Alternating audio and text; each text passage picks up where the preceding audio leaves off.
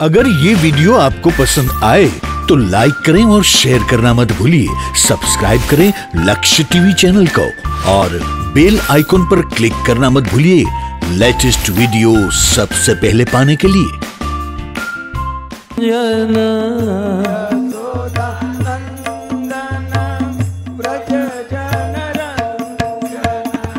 यमुना तीरा वन चारे,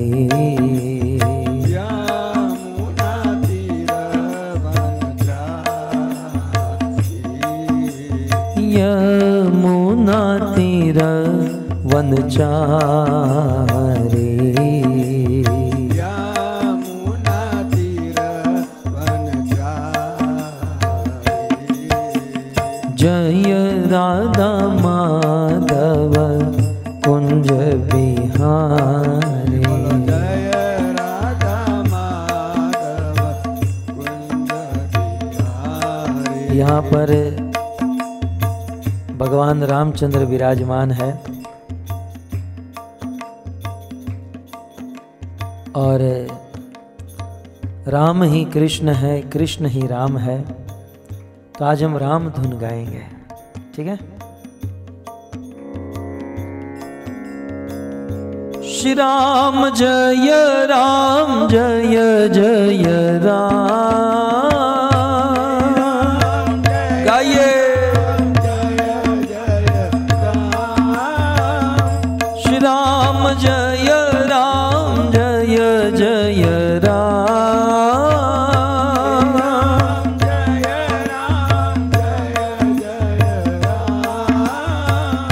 श्री राम जय राम जय जय राम। भाव से श्री राम जय राम जय जय राम। हम ही आत्मा प्रभु जोर से श्री राम जय राम जय जय राम, जय हो दशरथ नंदन राजा राम,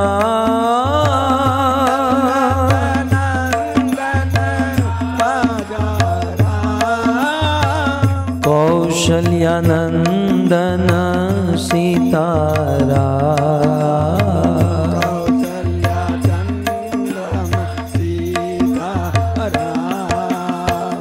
कौशल्या नंदन सीताराम।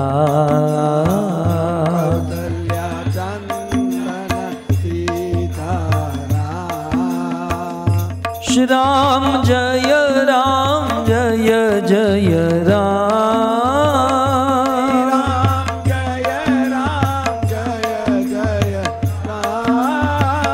श्री राम जय राम जय जय राम।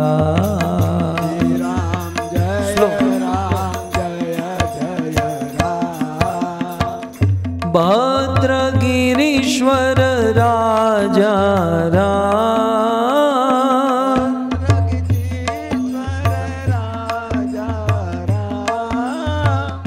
भद्रगिरीश्वर राजा राम,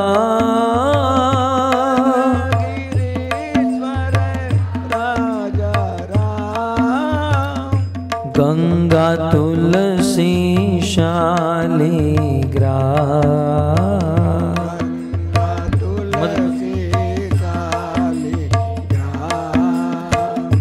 गंगा तुलसी शालिग्राम,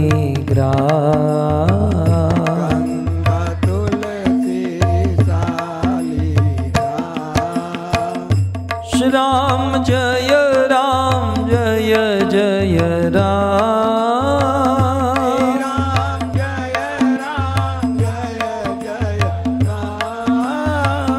श्री राम जय राम जय जय राम,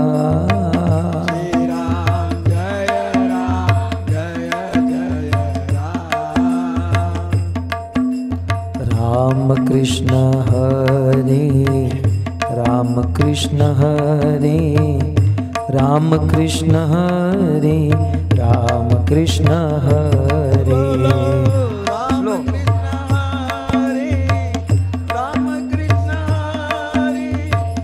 राम कृष्ण हरे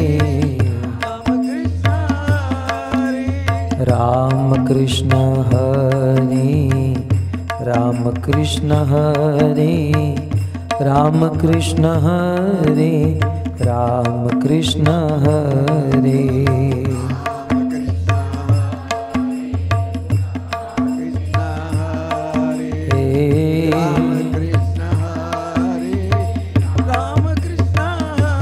जय जय राम कृष्ण हरे राम कृष्ण हरे राम कृष्ण हरे राम कृष्ण हरे।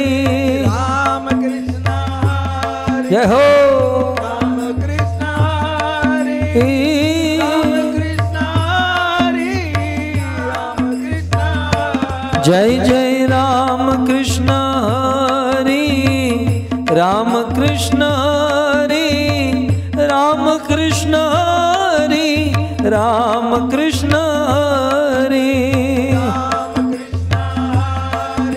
भाव से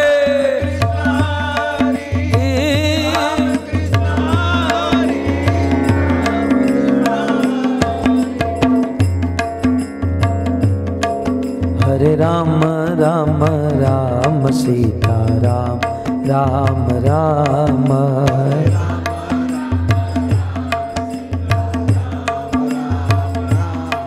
हरे राम राम राम सीता राम राम राम।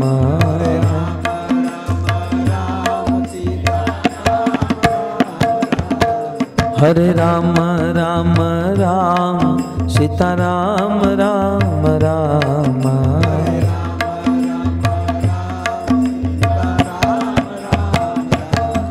हरे राम राम राम सीता राम राम राम। गाइए हरे राम राम राम सीता राम राम राम।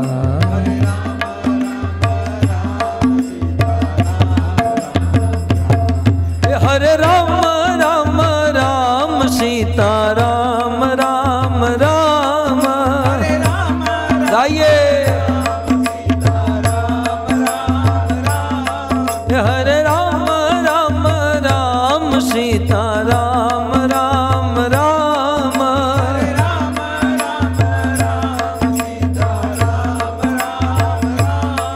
राजा राम राम राम सीता राम राम राम।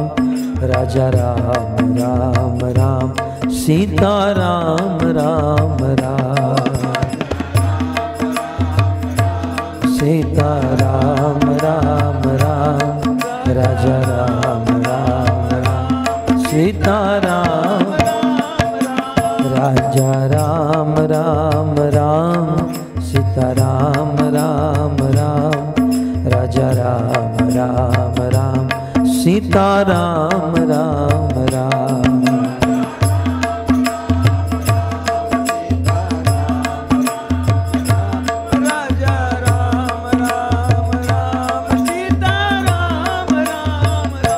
राजा राम राम राम सीता राम राम राम। राजा राम राम राम सीता राम राम राम। राजा राम भाव से तालियों के साथ जय हो।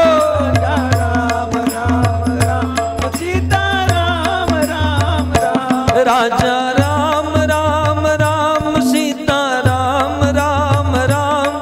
राजा राम राम राम सीता राम राम राम।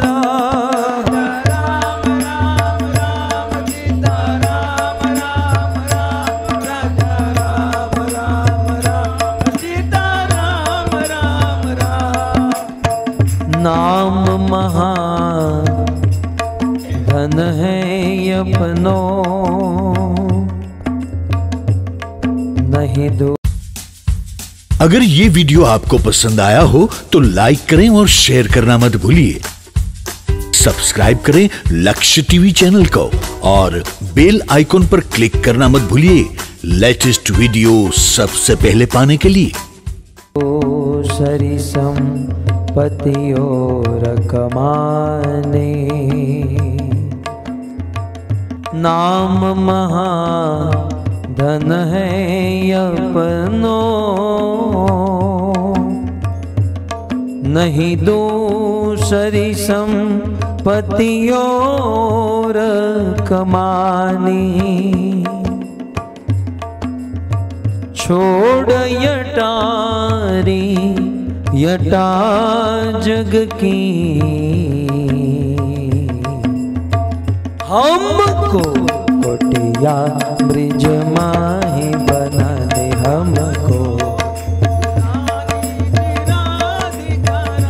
हमको कोटिया ब्रिज माही बनाने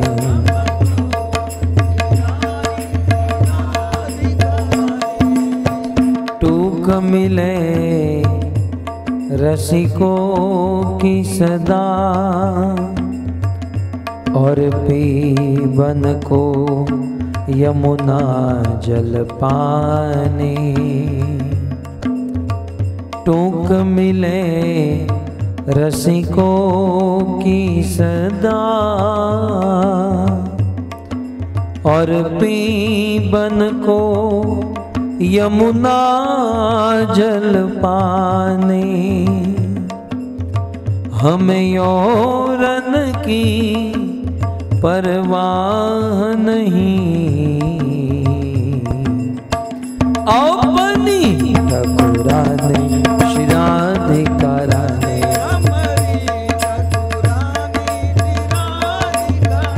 अपनी ठकुरानी शिराधिकाराने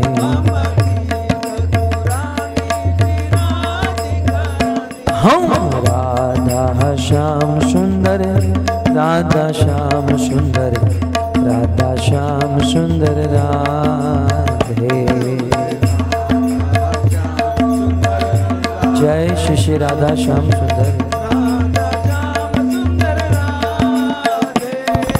जगन्नाथ जगन्नाथ बलदेव जय सुभद्रा जय जगन्नाथ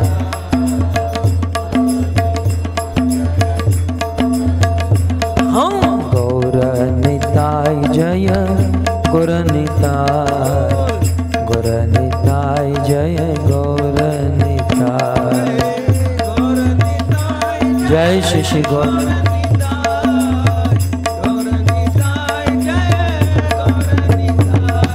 प्रभुपाद प्रभुपाद प्रभुपाद शिल प्रभुपाद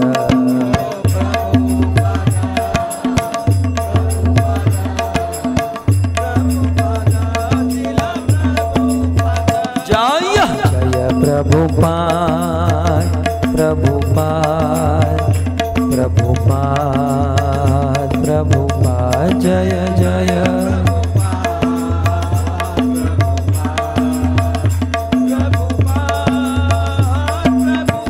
निताय गौर हरि बोल हरि बोल हरि बोल हरि बोल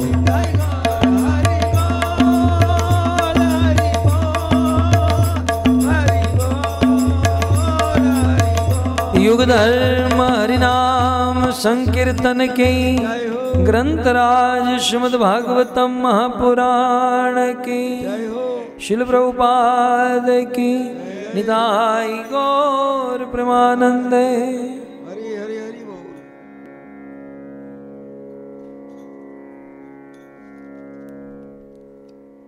वंशी विभो शीतकरा नवनीरदाबा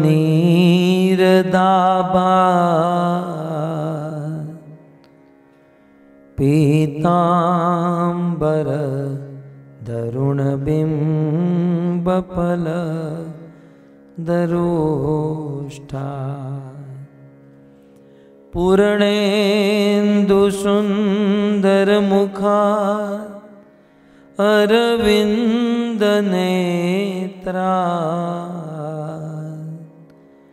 कृष्णात् परं किमपि तत्व अहं न जाने। करारविन्दे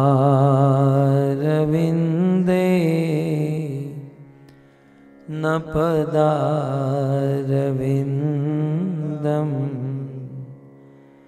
मुखारविन्दे विनिवेशयन्तम् वटस्य पत्रस्य पुटे शयानं बालं मुकुन्दं मनसा स्मरामि। अग्रे करुणा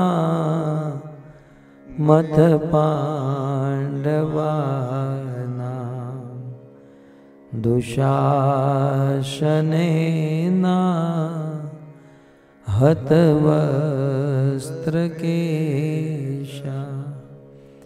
कृष्णात्तदाक्रोशदनन्य नाता गोविन्द दामोदरमाधवेति।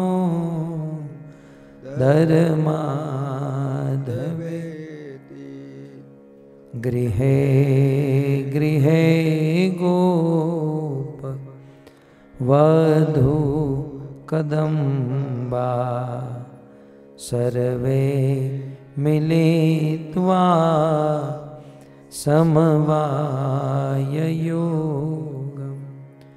पुण्यानि नामानि पठन्ति नित्यम् गोविन्द दामोदरमाधवेति।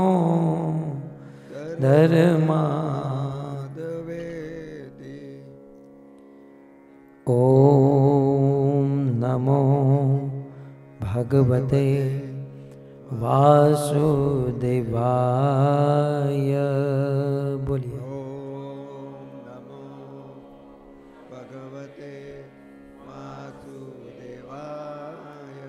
ओम नमो भगवते वासुदेवाय।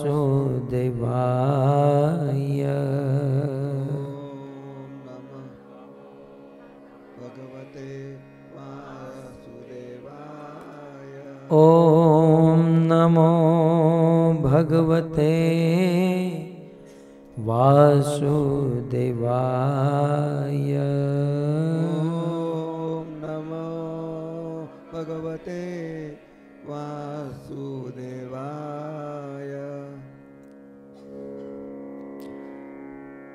जय जय श्री राधा रमण। जय जय नवल किशोर।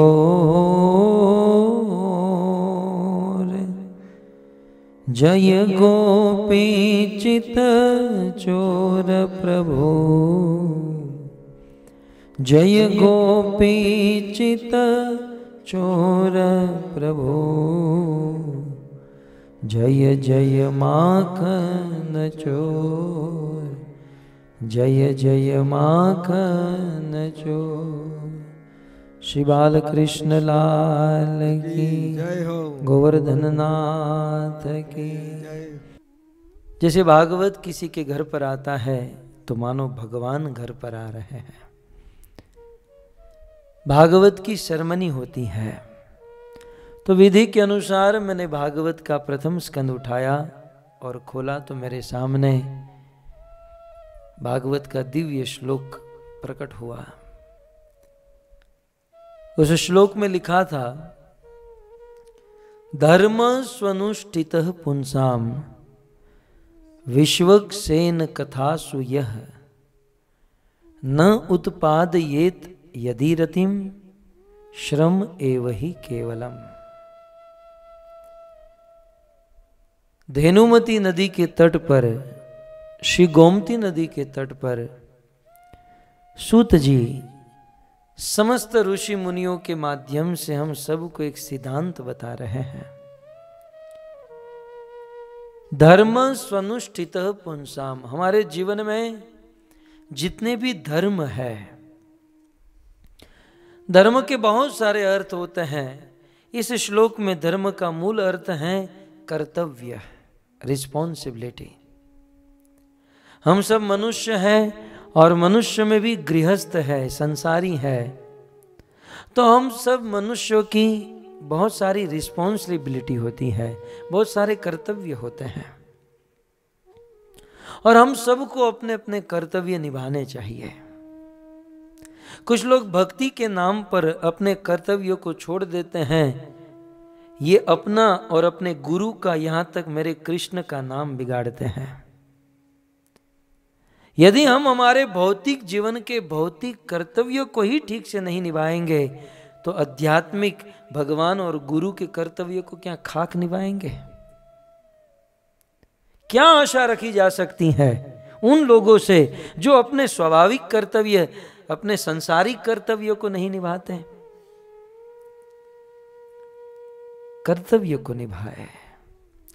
अर्जुन कुरुक्षेत्र की रणभूमि से अपने कर्तव्यों को छोड़कर भाग रहा था। भगवान ने जबरदस्ती रथ पर बिठाया, अर्जुन तुम क्षत्रिय हो और क्षत्रिय का धर्म है युद्ध करना, तुम युद्ध करो।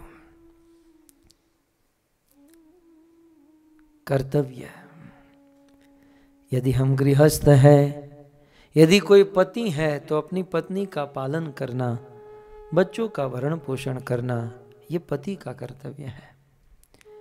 यदि हम पत्नी हैं तो सभी ओर से पति को सुखी करना, पति की सेवा करना, सास ससुर की सेवा करना, बच्चों को संस्कार देना, ये पत्नी का कर्तव्य है। यदि हम बेटे हैं तो बच्चे का कर्तव्य है माता पिता को प्रसन्न करना, उनके नाम को आगे बढ़ाना। हम सब के कर्तव्य है और इन कर्तव्यों को निभाकर आगे बढ़ना है। इसलिए भगवान ने वर्णाश्रम धर्म बनाया। तो धर्म स्वनुष्ठितः पुंसाम, कर्तव्य को निभाना है, परंतु कर्तव्य को निभाते निभाते साथ ही साथ भगवान का भजन करना है। जैसे गीता में कृष्ण ने अर्जुन से कहा, हे अर्जुन युद्ध करो, परंतु कैसे? माम अनुस्मर युद्ध च, मेरा स्मरण करते हुए युद्ध करो। मैं कई बार सोचता हूं कृष्ण ने कैसा कह दिया माम अनुस्मर युद्ध च। यदि युद्ध करते करते कृष्ण का स्मरण करने जाए तो वहां तो 10 दिशा से बाण आ रहे हैं, 2-5 बाण लग जाए। लेकिन कृष्ण ने क्या कहा? मेरा स्मरण करो, युद्ध करो, तुम्हारी रक्षा करना ये मेरा काम है। ये प्रश्न हमारे जीवन में भी हो सकता है। भगवान का स्मरण करके बिजनेस करे या जॉब करे तो जॉब का काम कैसे पूरा होगा, बिजनेस में सफल कैसे होंगे? लेकिन यदि हम भगवान का स्मरण करते हुए जॉब करे, बिजनेस करे, तो उनमें सक्सेस दिलाना ये कृष्ण का काम है। यदि हम कृष्ण के नाम पर तो कृष्ण हमारे काम पर, ये सीधा सिद्धांत है। नरसिंह मेहता को उनकी पत्नी ने भेजा, जाओ पिताजी का श्राद्ध है, घी लेकर आओ। नरसिंह मेहता तपेली लेकर घी लेने गए। मैं तेली दी तपेली हाथ रे, धरणी धरनु ध्यान धरी, मुख गोविंद गोविंद गोपाल बोल, धरणी धरनु ध्यान धरी। हाथ में तपेल लेकर नरसिंह मेहता जूनागढ़ की बाजार में निकल पड़े हैं। बनिए तो बनिए होते हैं, मेहता जी का स्वागत करते हैं, मेहता जी आइए आइए पधारिए, क्या दूं, ये दूं वो दूं। नरसिंह मेहता कहते थे 2 किलो घी चाहिए, बोले बहुत बढ़िया घी है। जैसे ही घी देने जाते नरसिंह मेहता ने कहा लेकिन उधार चाहिए। बनिए तो बुद्धिमान होते हैं, ना कैसे कहे। बोले मेहता जी घी तो मैं 2 क्या 4 किलो दे सकता हूं, लेकिन कल मेरे घी में एक छिपकली गिर गई थी।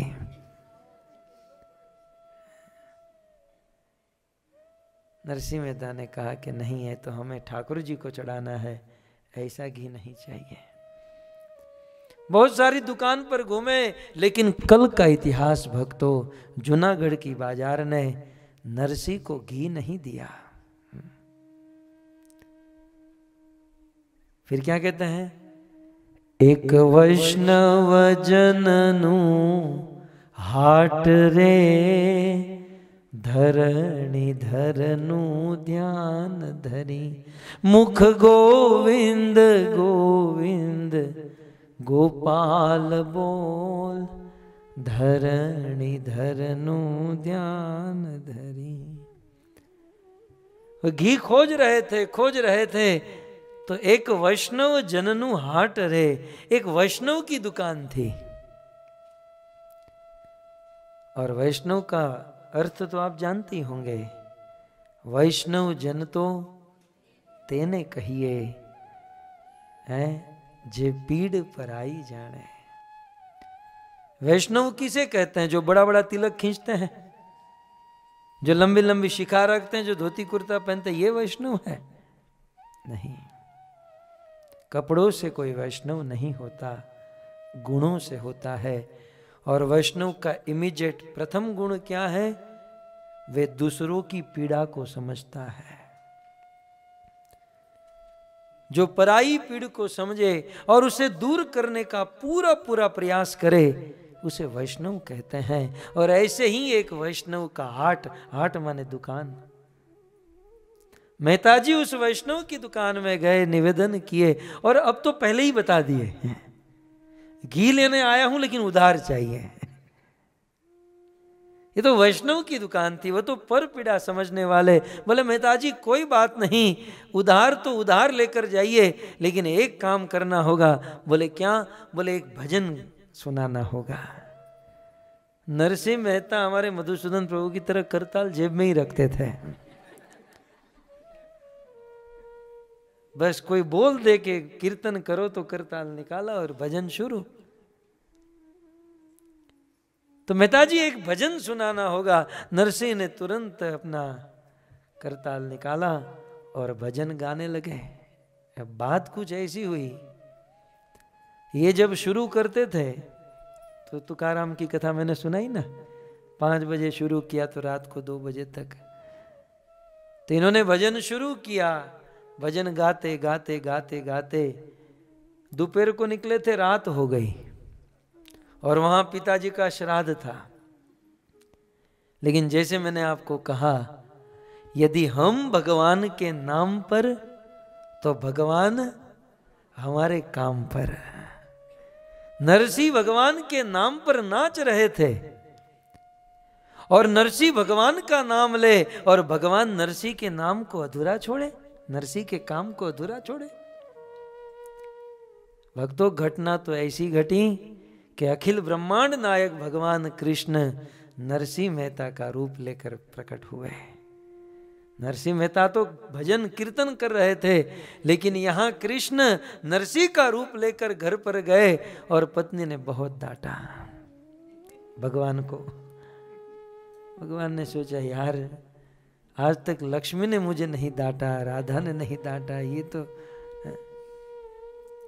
तुम्हें कुछ बुद्धि नहीं है। सुबह से भेजा था, अभी आए, ब्राह्मण आते ही होंगे, उनको भोजन कराना होगा, अब क्या बनाएंगे, कैसे बनाएंगे। तो ये तो भगवान थे नरसिंह मेहता का रूप लेकर। बोले देवी जी चिंता मत करो, मैं बहुत सारे महाराज रसोई बनाने वाले महाराज को लेकर आया हूँ। एक ताली बजाई तो लाइन लग गई, बहुत बड़ा रसोई घर शुरू हुआ और बड़े बड़े बर्तन और सुंदर सुंदर सुगंध आने लगी। आज तो मेहता जी की पत्नी सोच में पड़ गई, इसको लॉटरी लगी है, हुआ क्या, ये सबको कहाँ से लेकर आए। ब्राह्मणों की जमात लगने, नरसिंह के घर से इतनी सुगंध आने लगी, ब्राह्मणों की लाइन लग गई। नरसिंह मेहता ने कहा अपनी पत्नी को, जरा सबको सोने के पात्र बिछा दो। ये तो बेहोश होकर गिर गई। बोले पत्थर के वांदे हैं और ये सोने की थाली बिछाने के लिए कह रहे हैं। लेकिन ये तो लक्ष्मी नाथ थे, कहां जानती थी। तो नरसिंह मेहता ने सबको सोने की थाली दी और सुंदर सुंदर भोजन पकवान पिरसे गए। और आज ब्राह्मणों ने बिल्कुल दबा दबा कर खाया है।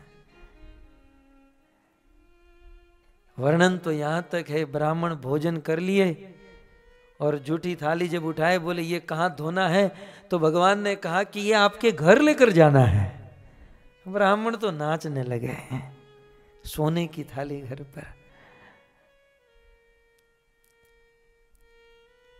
और इन लोगों ने इतना खाया था, इतना खाया था, जूते नहीं मिल रहे थे, क्योंकि जूता ढूंढने के लिए झुकना तो पड़ता है। पेट आगे आ रहा था। कुल मिलाकर श्राद्ध तो बहुत बढ़िया हुआ। मेहता जी की पत्नी ने कहा लेकिन ये सब हुआ कैसे, ये तो बताओ। मेहता जी ने कहा मैं स्नान करने जा रहा हूं, मैं वापस आकर बताऊंगा। भगवत स्वरूप भगवान नरसिंह के रूप में स्नान करने गए और वहां भजन करते करते वो बाबा जी को होश आया कि मैं तो घी लेने आया था,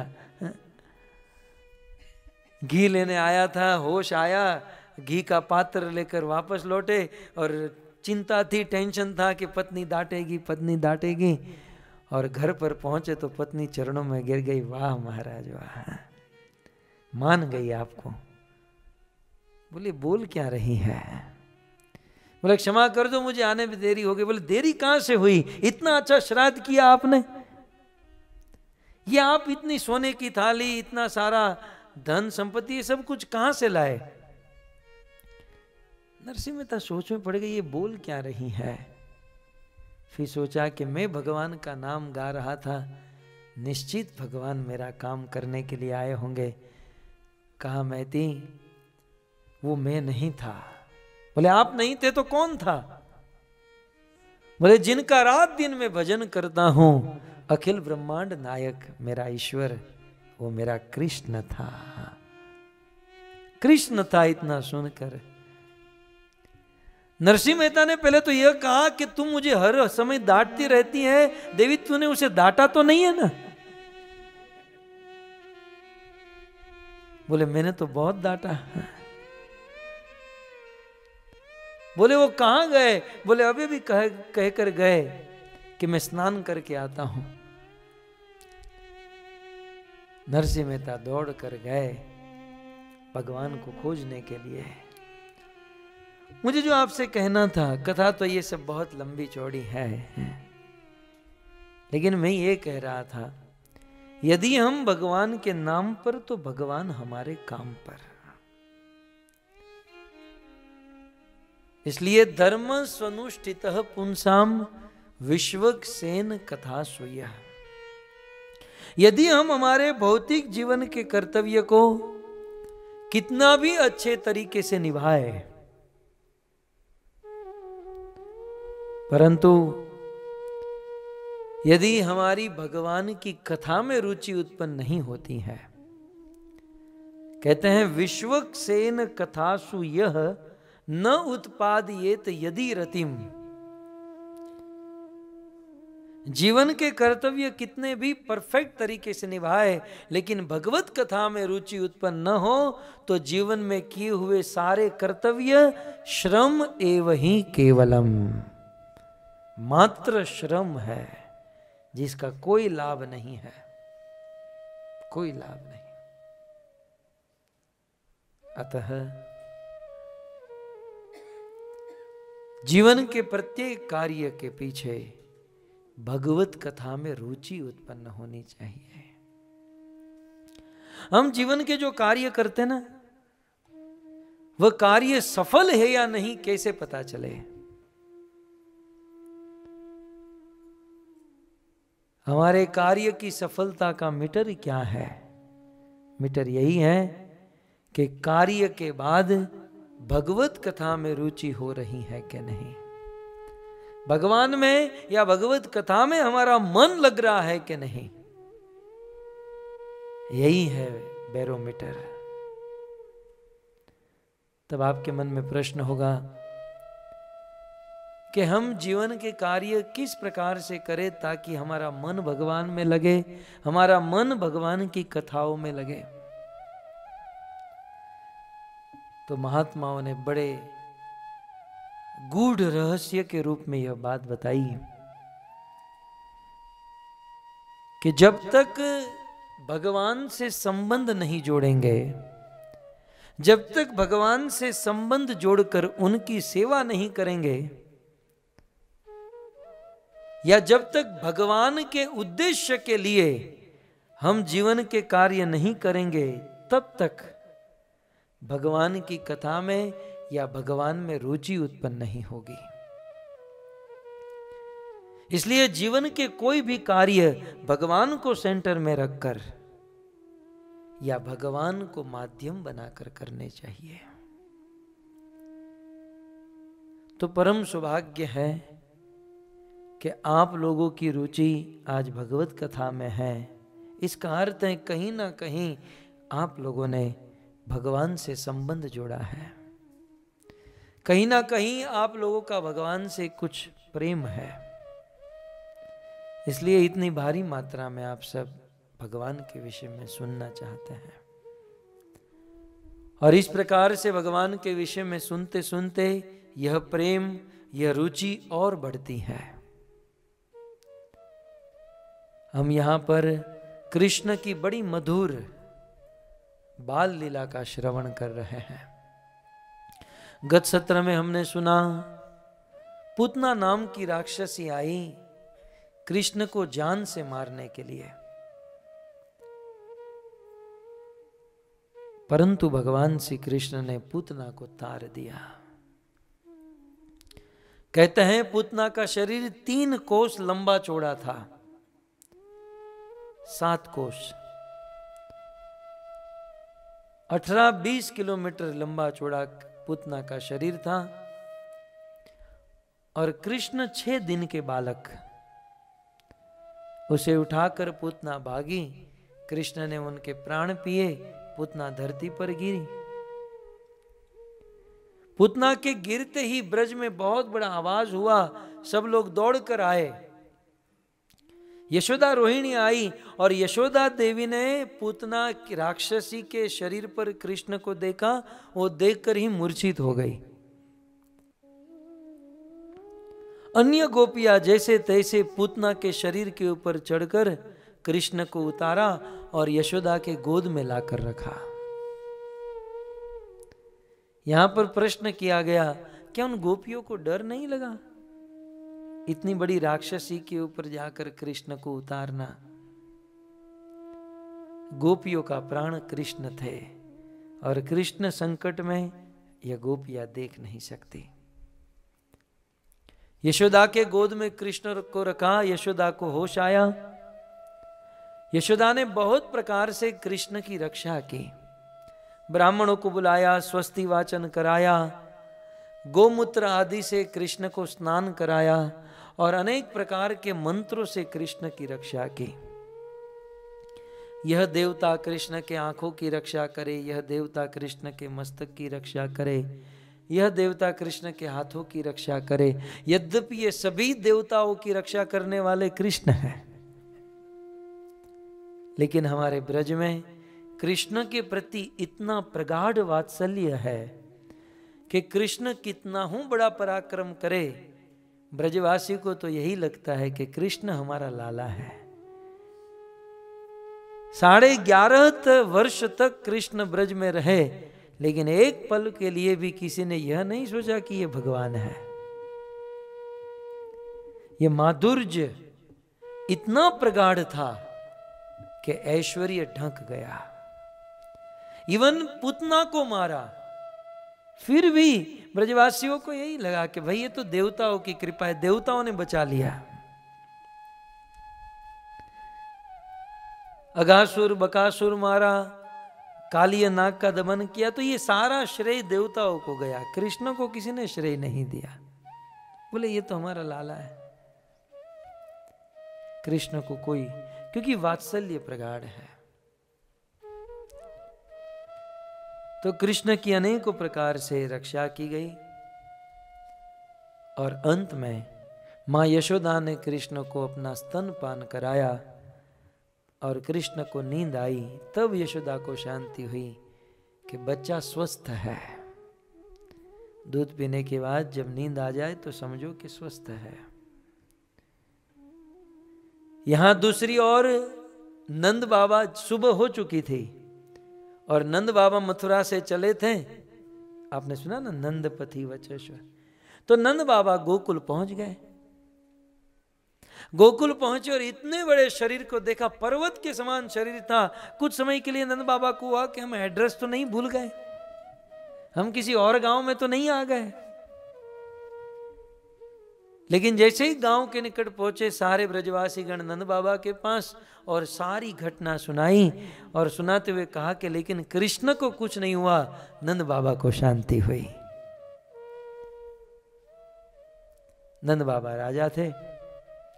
कहा महाराज इतनी लंबी चौड़ी पूतना का अब क्या किया जाए। नंद बाबा ने कहा एक काम करो,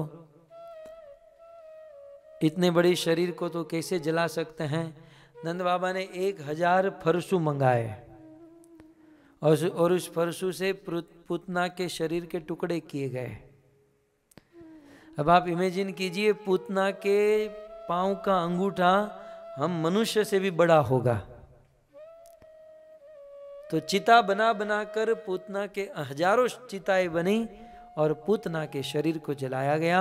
लेकिन आश्चर्य की बात यह थी, जब पूतना का शरीर जलाया गया तो उनकी चिता से जो धुआं निकला, उस धुएं से अगरू की सुगंध आने लगी। अगरू जानते हैं? अगरू एक सुगंधित पदार्थ है जिसे अगरबत्ती बनती है। अगरू से अगरबत्ती बनती है। अगरू में बहुत सुगंध होती है। पूतना के शरीर को जलाया गया तो अगरू की सुगंध आने लगी।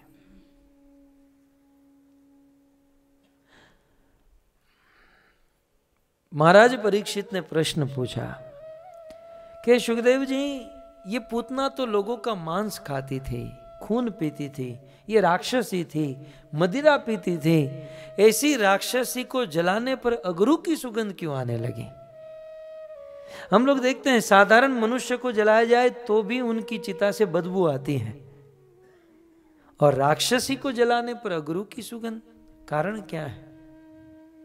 तब सुखदेव गोस्वामी ने कहा, परीक्षित, यद्यपि ये राक्षसी है, रुधिराशना, खून पीने वाली, मांस खाने वाली, मदिरा पीने वाली, ये पूर्ण रूप से पापी है, डाकिनी है, दुष्टा है। लेकिन भगवान कृष्ण ने उनको स्पर्श कर लिया, इसलिए पूतना जैसी राक्षसी भी पवित्र हो गई। गीता में कृष्ण अर्जुन कहते हैं, पवित्रम परमम भवान। भगवान कृष्ण परम पवित्र है। पापी से पापी व्यक्ति भी कृष्ण का स्पर्श करे तो वह पवित्र बन जाता है। अरे कृष्ण की बात छोड़िए, कृष्ण के चरणों को स्पर्श होके जो जल निकला उसे हम लोग गंगा कहते हैं। मां गंगा का जल गंगोत्री से बहता है और भारत के अनेकों प्रांतों में बहता है। लेकिन गटर का पानी यदि गंगा में मिल जाए तो वह गटर भी गंगा बन जाती है। ये तो भगवान है। कितना हूं पापी व्यक्ति भगवान का स्पर्श करे तो वह पवित्र हो जाता है। और कलयुग में भगवान और भगवान के नाम में कोई अंतर नहीं है। इस कलयुग में कितना भी पापी, जैसे पापी पूतना ने कृष्ण को स्पर्श किया पवित्र हो गई, वैसे इस कलयुग में कितना हूं पापी कृष्ण को नहीं, कृष्ण के नाम को स्पर्श करे तो वह भी परम पवित्र बन जाता है। इसलिए इस कलयुग में भगवान के नाम को लेने का विधान है। सुखदेव गोस्वामी ने अनेकों श्लोक कहे कि भगवान कृष्ण का स्वभाव कितना सुंदर है कि इतनी बड़ी राक्षसी कृष्ण के पास आई और अपना दूध पिलाना चाही, कृष्ण ने वह दूध पिया, पूतना को सौभाग्य दिया। और इतना ही नहीं, पूतना को अपने धाम वैकुंठ में ले भे गतिम धात्री, पूतना को अपनी मां बना लिया। महाराज परीक्षित सुखदेव जी से कहते हैं, सुखदेव जी पूतना में ऐसा कौन सा गुण था जिसको देखकर कृष्ण ने अपनी मां बना लिया? सुखदेव अब ध्यान से, अभी ये प्रसंग हमारे काम की चीज है। किस गुण को देखकर कृष्ण ने पूतना को अपनाया? सुखदेव जी कहते हैं पूतना में 3 गुण थे और वह 3 गुण को देखकर कृष्ण ने पूतना को, इतनी बड़ी राक्षसी को, मां बना लिया। वह 3 गुण कौन से? सबसे पहले कहते हैं कि पूतना का प्रथम गुण कि पूतना जो भी हो चलकर गोकुल में आई थी। भगवान कृष्ण ने देखा कि राक्षसी है, अपने स्तन पर विष लगाकर आई है, मुझे मारने के लिए आई है, जो भी है, लेकिन आई है मेरे पास। चाहे किसी भी भाव से यदि कोई मनुष्य भगवान के पास जाता है तो भगवान यही सोचते हैं कि ये मेरा आदमी है और उन पर भगवान कृपा बरसाता है। जैसे यहां पर मंगल मंदिर है और भी अनेकों प्रकार के मंदिर भगवान के दरबार में किसी भी उद्देश्य से, देखिए पूतना भगवान को मारने के लिए आई थी, हम लोग मारने तो नहीं आए ना। चलो भगवान से प्रेम नहीं हो सकता है हमारा, ये समझ सकते हैं, लेकिन भगवान को मारना ये तो हमारा उद्देश्य नहीं है। तो इस प्रकार पूतना का प्रथम गुण कि वे आई थी भगवान के पास। पूतना में दूसरा गुण क्या देखा कृष्ण ने? यद्यपि था नहीं, लेकिन कृष्ण ने वह दूसरा गुण देखा, जो भी हो पूतना अपने बाल पर तिलक करके आई है, वैष्णव आभूषण धारण करके आई है। पूतना ने ऊर्ध्व पुंड्र तिलक किया था। तो हमें यदि भगवान को प्रसन्न करना है तो हमें भी तिलक करना चाहिए। और भक्तों, तिलक भी जो शास्त्रों में लिखा है, जो वैदिक पुराणों में जिस प्रकार से जो तिलक लिखा है वह करना चाहिए। कभी कभी कुछ लोग इस तिलक को किसी कंपनी का लोगो समझते हैं कि भाई ये इनकी कंपनी का लोगो है। नहीं, ये जो हम तिलक धारण करते हैं ये शास्त्रोक्त तिलक, इसे ऊर्ध्व पुंड्र कहते हैं। ये जो यू रेखा है ये भगवान विष्णु का चरण है और उसके नीचे चरणों में तुलसी दल है। और ये तिलक भगवान कृष्ण की 16,108 पत्नियों ने कृष्ण के विरह में जिस गोपी कुंड में अपने प्राण त्यागे, उस गोपी चंदन का बना हुआ ये तिलक है। यदि कोई अपने मस्तक पर धारण करे तो गोविंद प्रसन्न हो जाते हैं। साइंटिफिकल रीजन भी है, हमारे शरीर में अनेकों नस है। अपना शरीर में बहुत बड़ी रगो है। रग खबर पड़े ने? पड़े रग। एक बार एक पत्नी बीमार, तो पति એને દવાખાને લઈ ગયો। તો ડોક્ટરે કીધું કે આને ગ્લુકોઝની બોટલ ચડાવવી પડશે. કીધું ચડાવો. પણ ડોક્ટર પરેશાન. અડધો કલાક પોણો કલાક થયો. પતિએ કીધું શું થયું, શું પ્રોબ્લેમ શું છે? કે બાટલો ચડાવો પણ આની રગ નથી મળતી. ઓલો પતિ કે મને 50 વર્ષથી નથી મળતી, તમને અડધો કલાકમાં મળી જાય?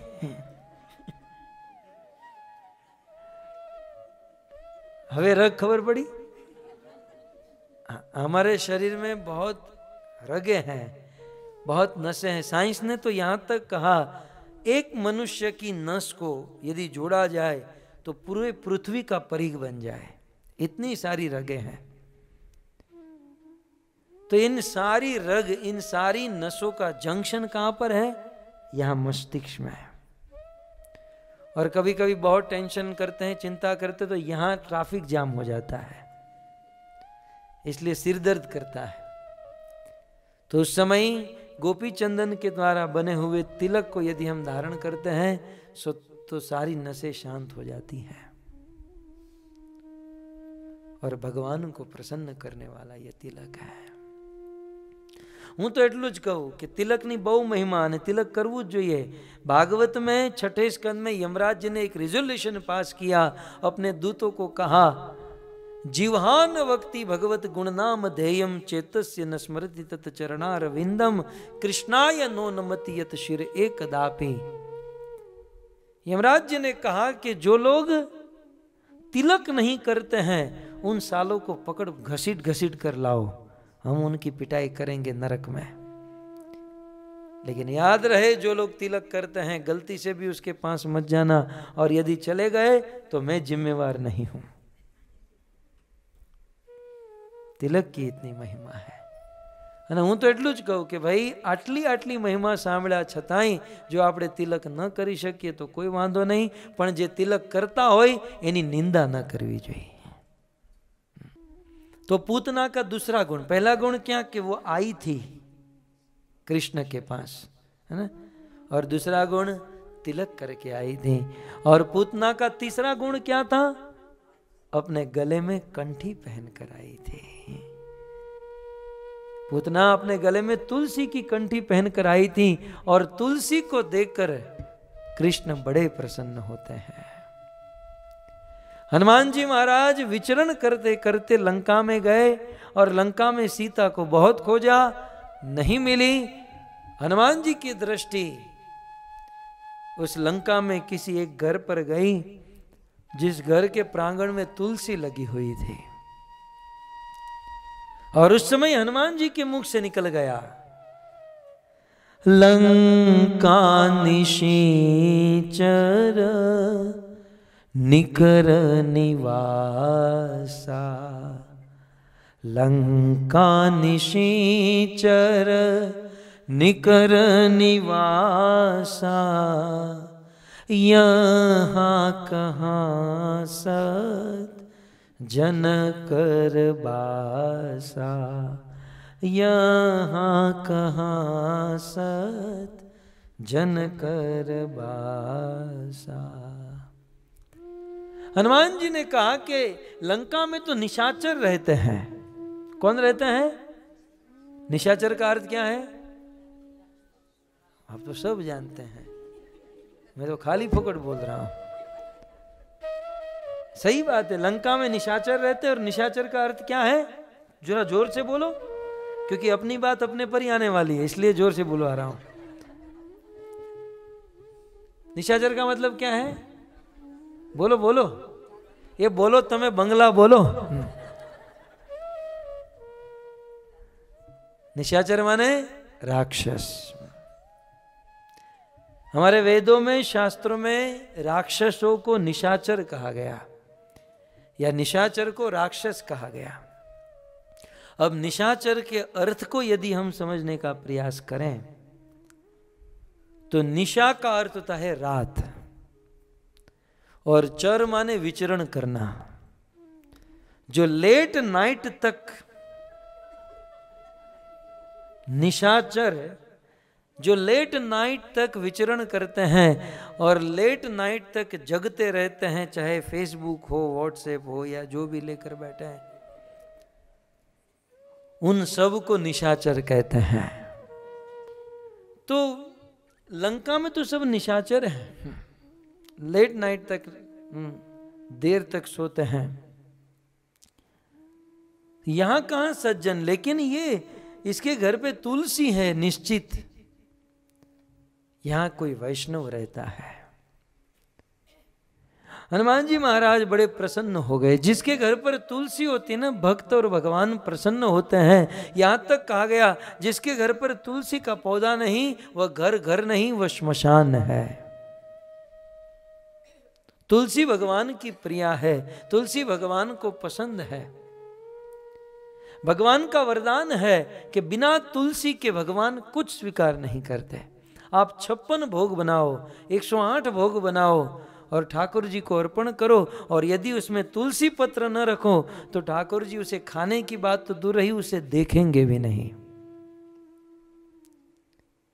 तुलसी की है महिमा। और केवल भोजन ही नहीं, जैसे बिना तुलसी के भगवान भोजन स्वीकार नहीं करते, वैसे बिना तुलसी के भगवान हमें भी स्वीकार नहीं करेंगे। हम चाहते हैं कि भगवान हमको स्वीकार करे, तो हम भी हमारे गले में तुलसी धारण करें, तुलसी की कंठी गले में धारण करें। कुछ लोग कहते हैं ये बात ठीक है, तुलसी की कंठी गले में, लेकिन इतनी टाइट क्यों पहनते हैं आप? तो फिर से मुझे वो डायलॉग बोलना पड़ेगा। इतनी टाइट क्यों पहनते हैं? देखिए, इसे कंठी कहते हैं, और कंठी कंठ पर होती है, न कि पेट पर। और कंठ पर कंठी पहनने का लाभ क्या है? ये तुलसी यदि कंठ पर है तो आप जो भी खाते हैं ये तुलसी को स्पर्श होकर जाता है, इनपुट शुद्ध हो जाता है, और जो भी बोलते हैं ये कंठ पर तुलसी को स्पर्श होकर निकलता है, इनपुट आउटपुट दोनों पवित्र हो जाता है, दोनों पवित्र। अधिक तो मैं क्या कहूं, आज से कई वर्ष पूर्व हमारे देश में बड़े बड़े संत हुए। कुछ मुस्लिम संत ऐसे हुए जो जीवन भर तक भगवान कृष्ण का भजन किए। उनमें से एक बहुत महान संत जिसका नाम था रसखान। रसखान जी वास्तव में रसों की खान थे। उन्होंने जो भगवान के पद लिखे, ऐसी कथा है, ऐसा इतिहास है, सत्य घटना, कि ये हम लोग एक कंठी पहनते ना, और इसके 2-3 राउंड है। रसखान जी अपने गले में 200 कंठी पहनते थे। कितनी 200 कंठी, 200 तुलसी की कंठी रसखान जी पहनते थे। और एक दिन रसखान को उनके राजा के दरबार में प्रस्तुत किया गया, क्योंकि लोगों ने बहुत कंप्लेंट की कि हमारा मुस्लिम कृष्ण का भक्त बन गया है, और उसके भगत बनने से बहुत सारे मुस्लिम अब कृष्ण के भक्त बन रहे हैं। तो रसखान जी को उस दिल्ली के दरबार में खड़ा किया गया, और उस मुसलमान राजा ने रसखान से कहा, अगर ये वीडियो आपको पसंद आया हो तो लाइक करें और शेयर करना मत भूलिए। सब्सक्राइब करें लक्ष्य टीवी चैनल को, हाँ, और बेल आइकॉन पर क्लिक करना मत भूलिएगा लेटेस्ट वीडियो सबसे पहले पाने के लिए।